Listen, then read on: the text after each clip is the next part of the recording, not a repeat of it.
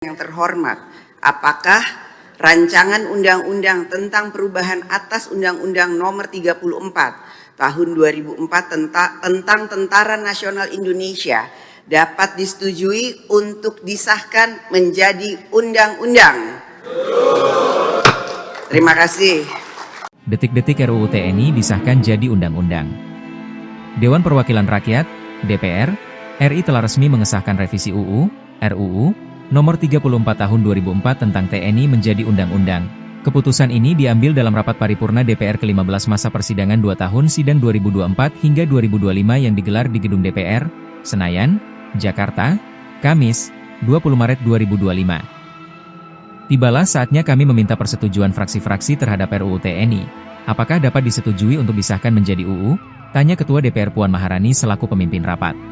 Kepada seluruh peserta sidang yang terhormat, apakah rancangan undang-undang tentang perubahan atas Undang-Undang Nomor 34 Tahun 2004 tentang Tentara Nasional Indonesia dapat disetujui untuk disahkan menjadi undang-undang? Terima kasih. Sidang Dewan yang terhormat. Ketukan palupuan itu disambut dengan tepuk tangan dari para anggota Dewan yang hadir. Sebelum RUU TNI disahkan, Ketua Komisi I DPR fraksi PDIP Utut Adianto menyampaikan pidatonya. Utut menyampaikan apresiasi kepada para perwakilan pemerintah yang hadir. Menurut dia, UU TNI yang baru ini diharapkan dapat memberi manfaat besar bagi Indonesia. Diketahui, RUU TNI yang ditolak banyak pihak ini mencakup perubahan 4 pasal, yakni Pasal 3 mengenai kedudukan TNI, Pasal 15 soal tugas pokok TNI, Pasal 53 soal usia pensiun prajurit, serta Pasal 47 berkait dengan penempatan prajurit aktif di jabatan sipil.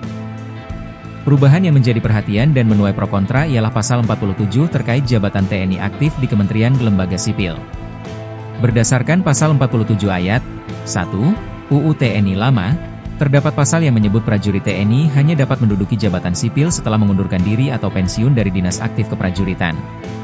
Tetapi, dalam UU TNI baru, poin itu diubah sehingga TNI aktif dapat menjabat di 14 kementerian dan lembaga.